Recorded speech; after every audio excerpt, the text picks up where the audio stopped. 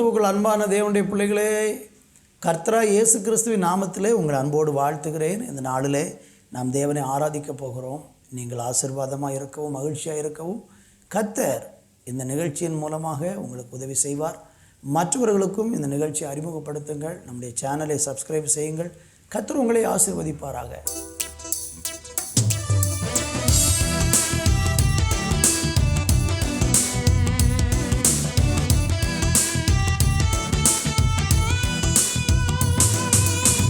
உம்மோடு இருக்கணுமே ஐயா, உம்மை போல் மாறணுமே. உம்மோடு இருக்கணுமே ஐயா, உம்மை போல் மாறணுமே. உலகின் ஒளியாய் மலை மேல் அமர்ந்து வெளிச்சம் கொடுக்கணுமே, வெளிச்சம் கொடுக்கணுமே. உம்மோடு இருக்கணுமே ஐயா, உம்மை போல் மாறணுமே. உம்மோடு இருக்கணுமே ஐயா, உம்மை போல் மாறணுமே. ஓடும் நதியின் ஓரம் வளரும் மரமாய் மாறணுமே. ஓடும் நதியின் ஓரம் வளரும் மரமாய் மாறணுமே. எல்லா நாளும் இலைகளோடு கனிகள் கொடுக்கணுமே. எல்லா நாளும் இலைகளோடு கனிகள் கொடுக்கணுமே. ஐயா, உம்மோடு இருக்கணுமே ஐயா, உம்மை போல் மாறணுமே. ஐயா, உம்மோடு இருக்கணுமே ஐயா, உம்மை போல் மாறணுமே. உலகின் ஒளியாய் மலை மேல் அமர்ந்து வெளிச்சம் கொடுக்கணுமே, வெளிச்சம் கொடுக்கணுமே. உம்மோடு இருக்கணுமே ஐயா, உம்மை போல் மாறணுமே. ஆண்டவரே, உமக்கு நாங்கள் நன்றி செலுத்தி உம்மை மகிமைப்படுத்துகிறோம். உம்முடைய சமூகத்தில் நாங்கள் வளருகிற செடியாக எங்களை மாற்றுங்க. உங்கள் பிரசன்னத்தினால நீர் எங்களை மூடிக்கொள்ளும். கிருபையின் கர்த்தர் எங்களோடு இருப்பீராக. உம்முடைய மகிமை எங்களை சூழ்ந்து கொள்ள செய்யும். இயேசுவின் நாமத்தில் பிதாவே, ஆமேன், ஆமேன்.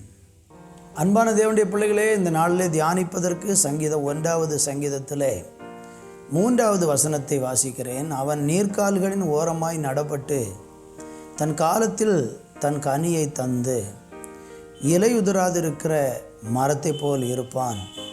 அவன் செய்வதெல்லாம் வாய்க்கும். அருமையான தேவனுடைய பிள்ளைகளே, வாசித்த இந்த வசனத்தில் ஒரு மனுஷன் செய்வதெல்லாம் வாய்க்கும் என்று சொல்லி ஒரு மனிதனை ஆண்டவர் ஆசீர்வதித்து பேசுகிறதை பார்க்கிறோம். நீங்கள் நினைக்கலாம், யார் அந்த மனுஷன்? செய்கிறதெல்லாம் வாய்க்கக்கூடிய, எல்லாம் செய்கிறதெல்லாம் வாய்க்கிற நிலைமைக்கு இருக்கிற ஒரு மனுஷன் யார்? நீங்களும் கூட நினைக்கலாம், என் வாழ்க்கையிலையும் நான் செய்கிறதெல்லாம் எனக்கு வாய்க்கணும், நான் ஆசீர்வாதமாக இருக்கணும் அப்படின்னு நீங்கள் ரொம்ப காலமாக ஆவலோடு எதிர்பார்த்து கொண்டு இருக்கலாம். அப்படி ஆவலோடு எதிர்பார்த்து கொண்டு இருக்கிறீங்கன்னா, ஆண்டவருடைய வசனம் என்ன சொல்லுகிறது? அந்த சங்கீதத்தில், துன்மார்க்கனுடைய ஆலோசனையில் நடவாமலும் பாவிகளுடைய வழியில் நில்லாமலும் பரிகாசக்காரர்கள் உட்காரும் இடத்தில் உட்காராமலும் கர்த்தருடைய வேதத்தில் பிரியமாயிருந்து இரவும் பகலும் அவருடைய வேதத்தில் தியானமாயிருக்கிற மனுஷன் பாக்கியவான்.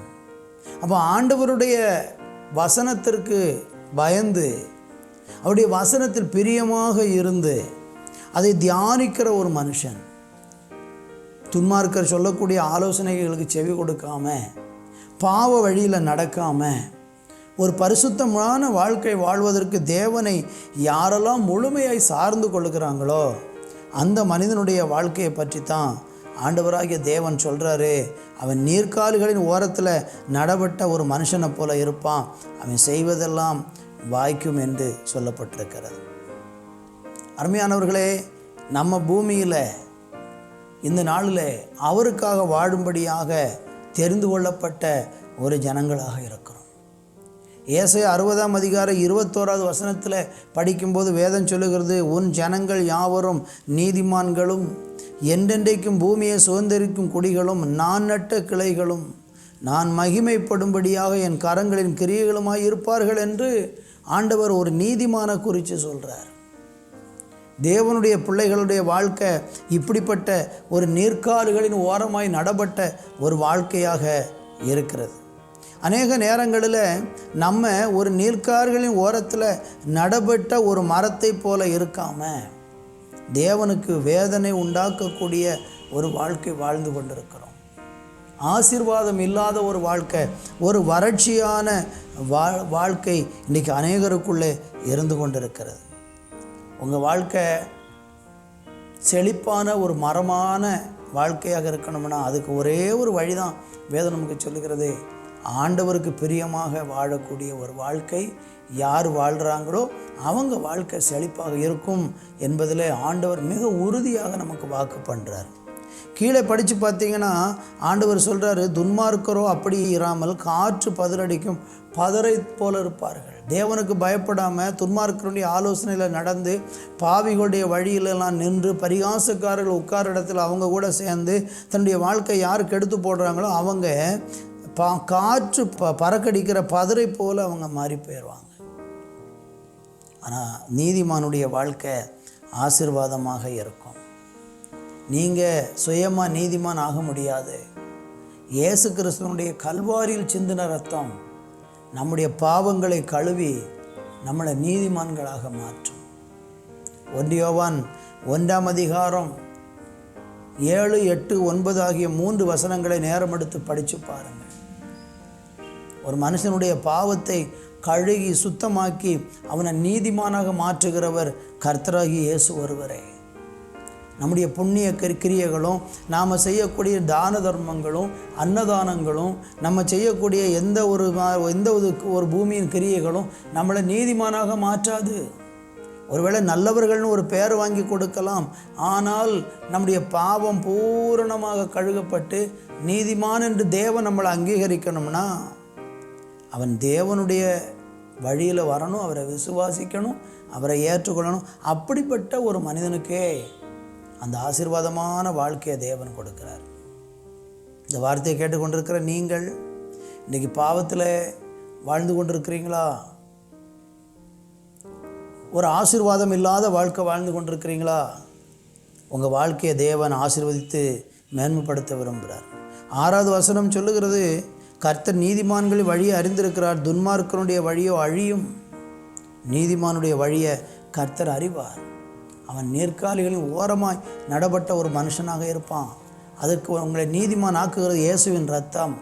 உங்களை பரிசுத்தத்தின் பாதையில் வழிகாட்டுவது கர்த்தருடைய வேதம். இரவும் பகலும் அந்த வேதத்தை தியானித்து அதில் நடக்கும்போது நம்முடைய வாழ்க்கை பிரகாசமாக மாறும். உங்களுக்காக ஜெபிக்க விரும்புகிறேன். நல்ல பிதாவே, ஒவ்வொரு பிள்ளைகளையும் உங்கள் வெளிச்சத்தில் நீங்கள் நடத்துங்க. ஆண்டவரே, பாவ வழியை விட்டு மனம் திரும்பி தேவ வழியில் நடக்கிற அந்த பாக்கியத்தை கொடுங்க, ஆசீர்வதிங்க. இயேசுவின் நாமத்தில் பிதாவே, ஆமென், ஆமென்.